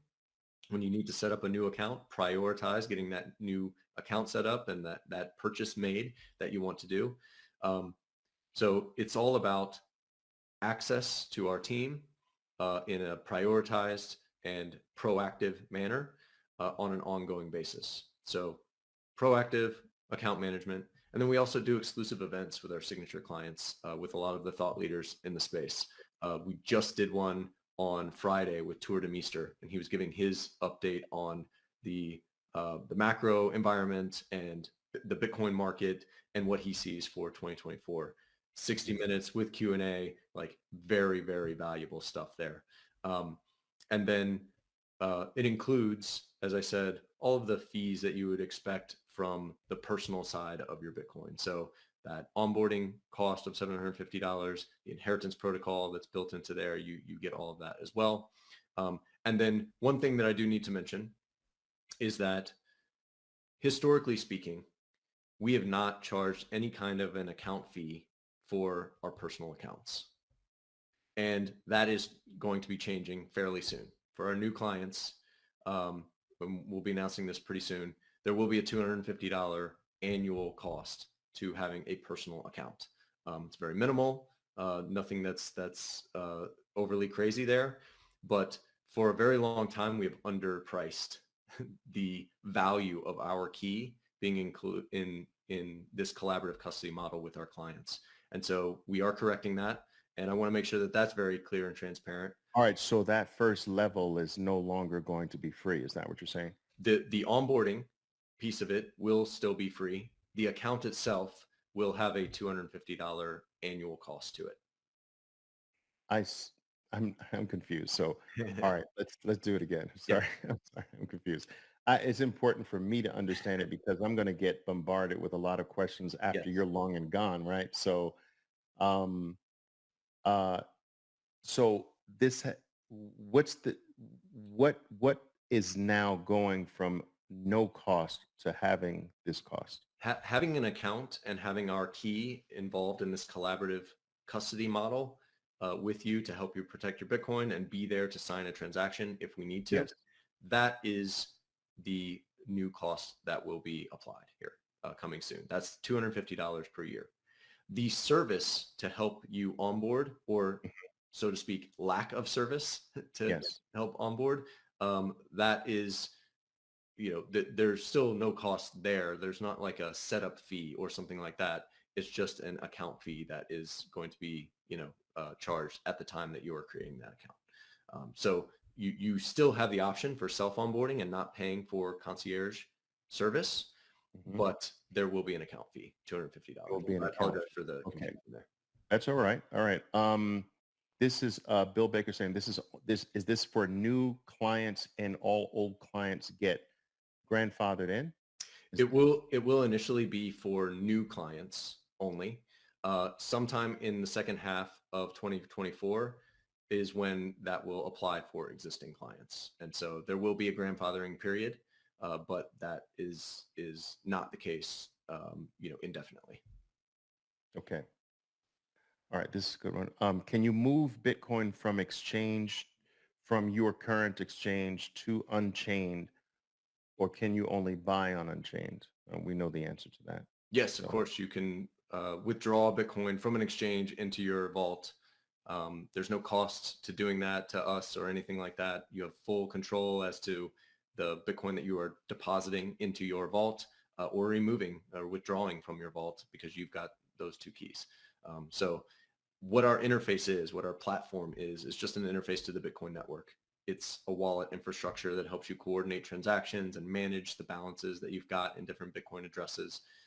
You'll see a transaction history and a balance and all of those things. When you want to deposit in, you'll see a Bitcoin address that is connected to those three keys that are protecting it, the two that you control and the one that Unchained controls.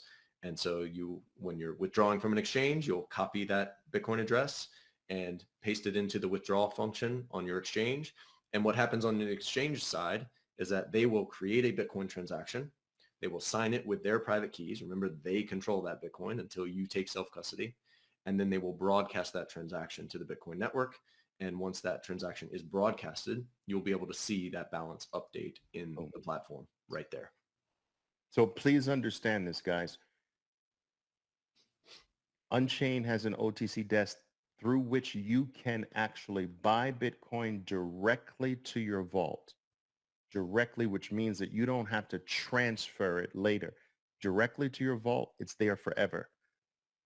You do not have to use Unchained to buy Bitcoin. You can continue using anybody else you like, and you can move that Bitcoin to your vault. Remember, guys, this is your vault. It's nobody else's. You can do anything you want with this. It's just that Unchained has an extra key should something happen to one of yours. They're your backup. This is your vault. This is your Bitcoin.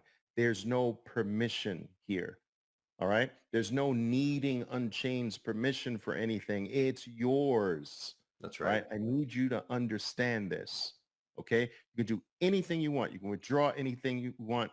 You can, anytime you want, you can deposit anytime you want. You don't need anybody's permission. Otherwise, we wouldn't be doing this. All right. All right. So I just want to make that clear. I believe that you had some, this was one thing. What third party, this is a good question. What's the third party that holds the third key? That's Unchained. We are holding that third key.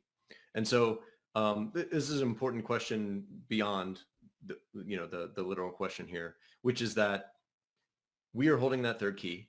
We are in a position to help you recover in case something happens to one of those two keys, or if something happens to you, we can help your family recover, right? We've talked about that. Well, you also have access to our key in the case that maybe you're traveling. You can take one device with you. You can leave the other one in its secure location, and then you can request a signature from Unchained to move the Bitcoin. So in doing so, let's say you are traveling, you still have the ability to access that Bitcoin as and when you would need to. But you're not in a position where if you lost that device while you were traveling, you would lose the Bitcoin. So this is really an important point of multisig, eliminating that single point of failure. Now, when our key is requested for a signature, we do have a verification process that we go through. We need to make sure that it is you, our client, who is requesting that signature and not some other attacker. And so that is a combination of email, we have video verification, and some other forms that we could leverage if the situation warrants it. And so there are kind of layers and layers of account level security that you can implement as well. Things like two-factor authentication, all the things that you would expect to make sure that, logging into your account is secure. Requesting our key is secure as well. We're kind of in the business of not signing transactions for our clients, if that makes sense. We need to make sure that that it is actually you, and this is a legitimate request before we are going to do that. Now, the other trade-off there to mention is that verification process is manual. Our signature is manual. There's no automation there, just like you would want it to be. And so there is a turnaround time that's associated with that, but it is available for you to use. Now, what I would like to do is just say, look, I'm going to give an example here. Let's say me, I have a 2 of 3, I have 3 keys. One key is with Unchained, and one key of the 3 is with Unchained. I have access to the other key. One key is here with me in Colombia. Another key is in my home in Spain, Hmm. say, right? Or secure somewhere in Spain. So I have keys over three different continents: US, Latin America, and Europe, right?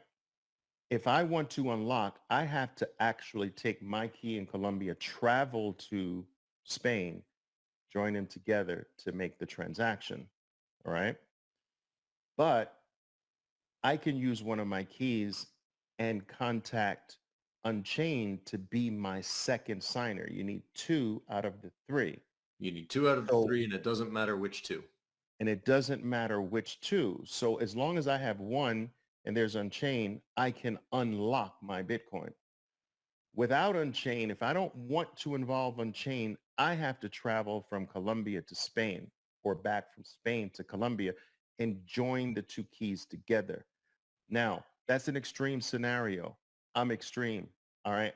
Yeah, I'm not giving you my exact locations because I just use those as example, but I keep my keys very, very far apart. But if in an emergency type situation, I needed to unlock, there's always Unchained with that's right. one of my keys. And that's a huge benefit. All right. They also make sure that it's you. So, you're not being kidnapped or somebody else hasn't stolen your key. All right. They make sure it's you before they sign it. All right. That's right. And that's the trade-off. There are trade-offs with this, right? Someone was just asking here, well, what if my information, I know my Bitcoin can't be accessed, but what if my information is hacked with Unchained? I'm not saying that's not an impossibility, but these are some of the trade-offs that we have to make basically. Yes, Unchained knows who I am. They have my information, Yeah. but I also have that backup. I have that security. It's impossible to get that unless they know who you are. Yeah. All right. And so you have to decide what the trade-offs are when it comes to this. For me, I made the decision that marrying some of the safety features of having a third party, um, the benefits of that outweighed them knowing Oliver Velez. But I'm public anyway. Everybody knows me. So for me, it was a little bit less of a concern. But I just wanted to kind of give that example of having your two keys apart from each other.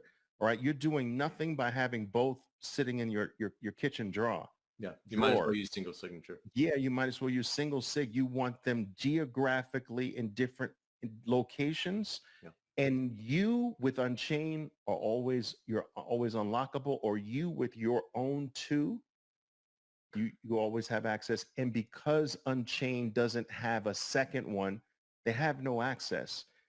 And you don't need their permission for anything. It's very important to understand. They don't hold your Bitcoin. You hold your Bitcoin. All right. Yeah, no, that's really important points around the trade-offs as well. Um, there are trade-offs to everything.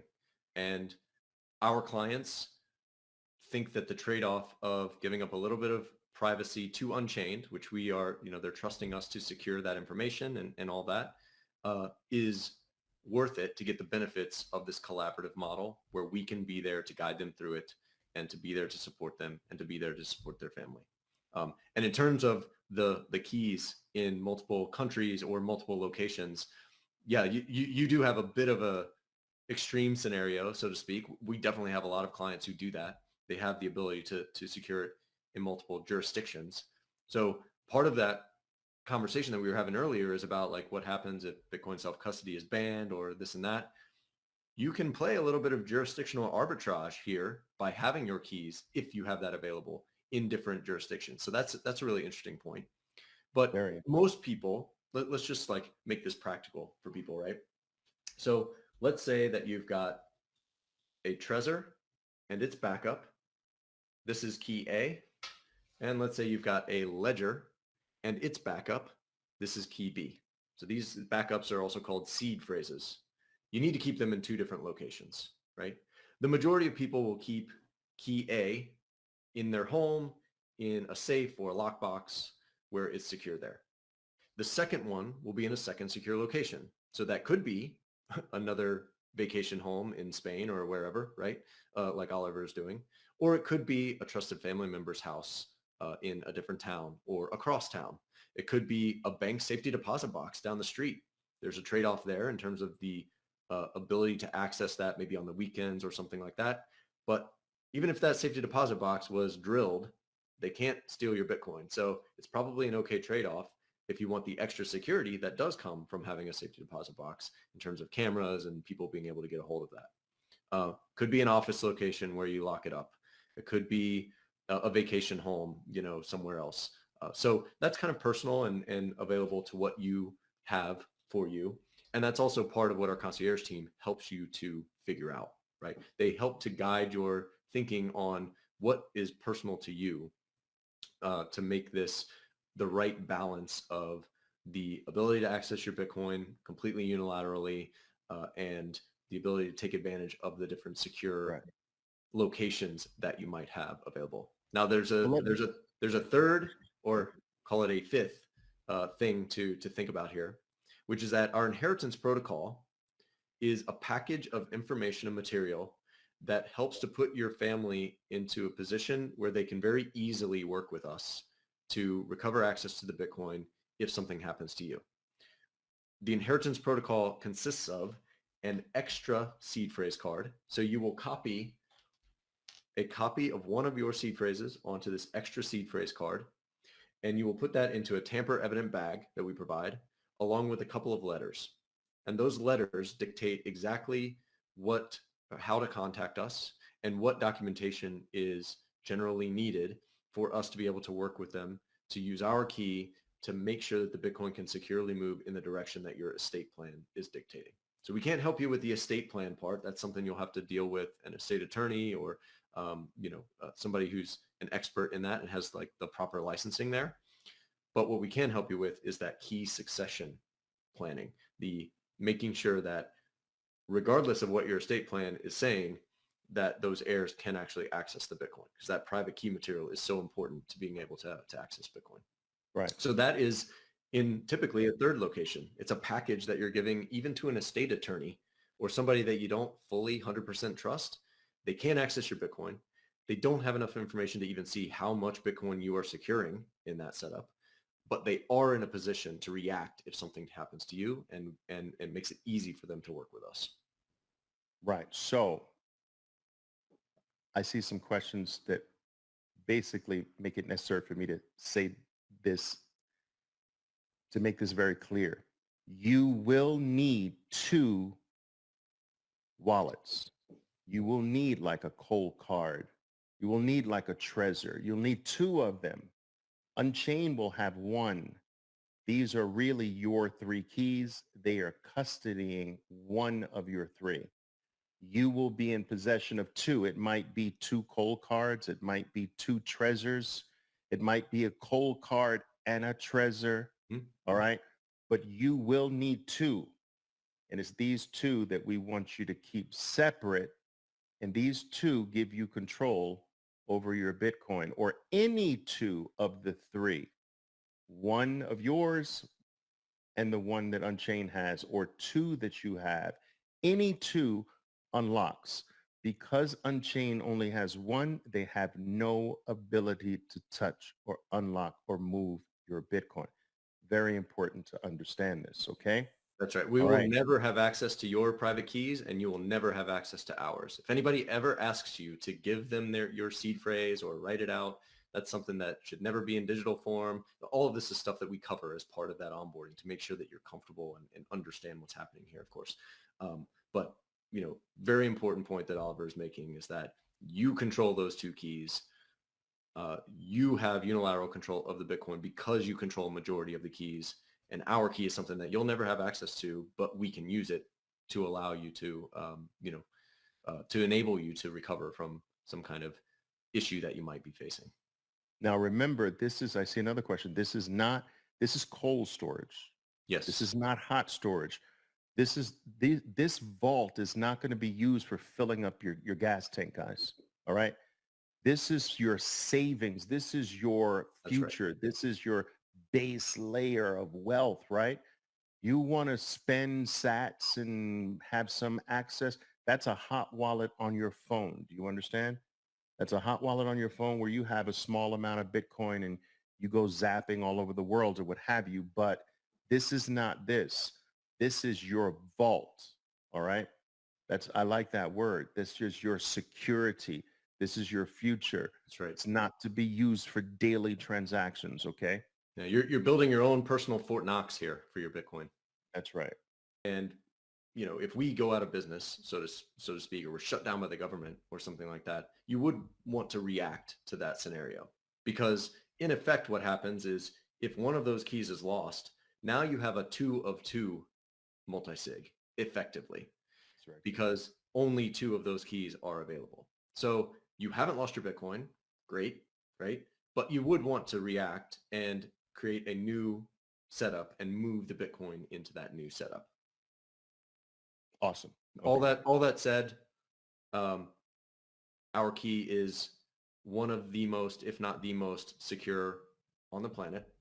We have years and years of experience in managing that key and in conducting our operations around signing in a manner that provides the value that you're looking for when you enter into this collaborative custody model, and is very much the reason that this new cost that we were talking about for a personal account is in effect. We've made so much more investment over the years to ensure that our key is enterprise grade. It is available and usable for very large Bitcoin balances, very large amounts of Bitcoin wealth. And so to be able to access the security of that key as part of your quorum and the service infrastructure that is built around that, $250 doesn't seem like all that much on an annual basis. Right. So you have miners, you have big miners that use Unchained. You have large corporations that use Unchained Capital. It's investment not funds, just for family individuals. offices, mom and pops with maybe two people who each have a key and they're just cooperating there. For larger organizations that have more complex governance structures, we also have approval workflows that are built into our platform so that more people can be involved in the transaction process beyond just those people who are controlling the private keys. And so, yeah, there are a lot of different ways that we can use that 2 of 3 multisig model to fit the needs of a particular organization and how they are structured and who all is involved in the management of that Bitcoin treasury. Fantastic, Trey. I'm fantastic. Awesome. So I think you came with maybe a little bit of a special for us. I do. Okay, so exclusive for your members. I'm not going to share any codes here. I'll follow up with exactly what that looks like with you, Oliver, and then you can send it out to your group. But what we are wanting to offer your group is $100 off that concierge onboarding. So instead of $750, it would actually be just $650 for that concierge onboarding service to help you get this set up. Our IRA product has a setup fee that is very close to that. It is $745. We are offering $100 off of that setup fee as well. And then for that signature service, we are going to provide a code for $500 off of that $5,000 for the first year. So again, just to recap what that entails, covers your onboarding, covers your personal account fee, right? So that right there is going to be $1,000 in that first year that you're kind of not having to pay in addition to this. Any premium support that you might need, any extra handholding that you need from our concierge team, you'll have available as part of that signature program. We also have discounted trading fees for our signature clients. So we have some trading tiers in terms of the fee structure that's associated with that. And you'll get 10 basis points off of those trading tiers. So a lot of our signature clients will sign up and they'll cover the entire cost of that because they're making a large purchase, or at least a good portion of it because they're making a large purchase right off the bat there. And then exclusive account management, exclusive events with thought leaders in the space, both virtual and in person in the US, if you're in the US. And then if you have a trust that you're managing your Bitcoin through, instead of in your personal account, any account fees associated with that trust are available. We have a really nice welcome package that includes a block clock micro and a really nice Peter Millar polo shirt that's custom to Unchained, and a few other goodies that I won't spoil. It is kind of the premier way to get fully set up and fully confident in the way that everything is working right off the bat. And a lot of our clients will choose that signature option in the first year, just to make sure that they've got everything that they need and are feeling really good about everything on the inheritance side and beyond. And then it's up to us to make sure that we provide enough value where they want to renew for that second year. So $500 off of that $5,000 cost there, $100 off the standard concierge onboarding, and $100 off the IRA setup fee. So exclusive to you all. I'll follow up with a code for Oliver to share with you. But Fantastic. yeah, I'm really hoping that I get the chance to meet a lot of you and work with you going forward. We have, and I know, sounds like a sales pitch, but it's absolutely true. We have the absolute best team for service and support around Bitcoin and making sure that you are doing things the right way and can get the help that you need as and when you need it, and get the education you need. A lot of our signature clients, we take them down educational rabbit holes that we have expertise in, that we have access to other people too as well. And we try to like personalize that for them. So that's another benefit of using that program. But regardless, our team is best in class, best in the business for helping people to secure a material amount of Bitcoin for the long term and make sure it's there for their heirs and their family. Well, Trey, listen, I want to let you know that I have been extraordinarily careful about whom I allow into our little world here. My people can tell you that, I'm extraordinarily selective. I chose to have Unchained represented here because of my personal experience. The experience I had has perfectly matched the words that you have basically explained here today. First in class, all right, top notch, extraordinarily professional. You've made me feel secure and safe with the processes of self-custodying my Bitcoin. I think it's no surprise to most people here that I self-custody a fairly sizable amount and wanted that extra layer of safety and security, and Unchained delivered that. Because Unchained delivered that for me, I felt comfortable having you represent Unchained here today, and I thank you very much for doing so. I I'm appreciate looking that, forward Oliver. to many of yeah. It's so nice to have you as a friend and a client. I have thoroughly enjoyed following you on the X or the Twitter for quite a while. I love your takes.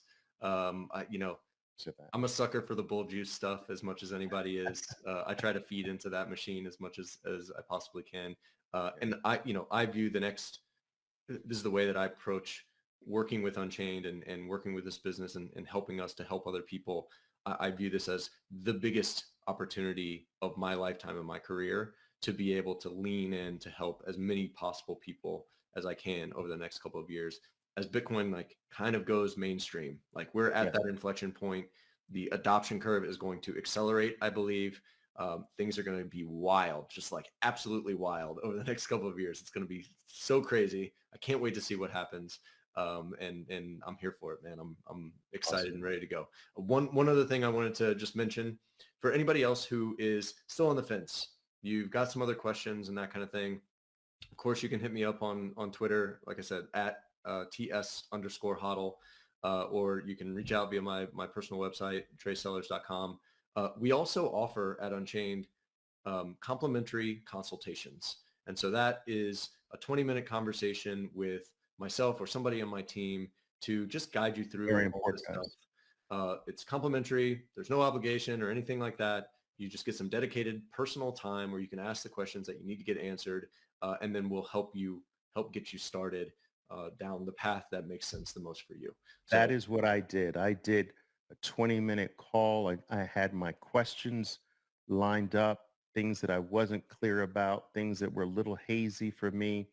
I used that 20 minutes to get clarity and boom. So I strongly encourage that if you do have those, still have those questions, to take advantage of that 20-minute free consultation. Guys, this is the moment. This is the time. I decided to do this because of where I think we're going in a relatively short period of time. All that's happening here now, now in the space with Bitcoin, I think it is created a higher calling for us locking down our future, securing our Bitcoin the proper way. And this is very, very well timed in my opinion. So that's the reason why I wanted to have this. And Trey, I want to thank you for taking time. I know the weekends are usually dedicated for family, but I appreciate you taking a couple of hours out of your time to be here with us. And I'm hoping that many of my people follow up and take futures in their own hand and take their Bitcoin in their own self custody.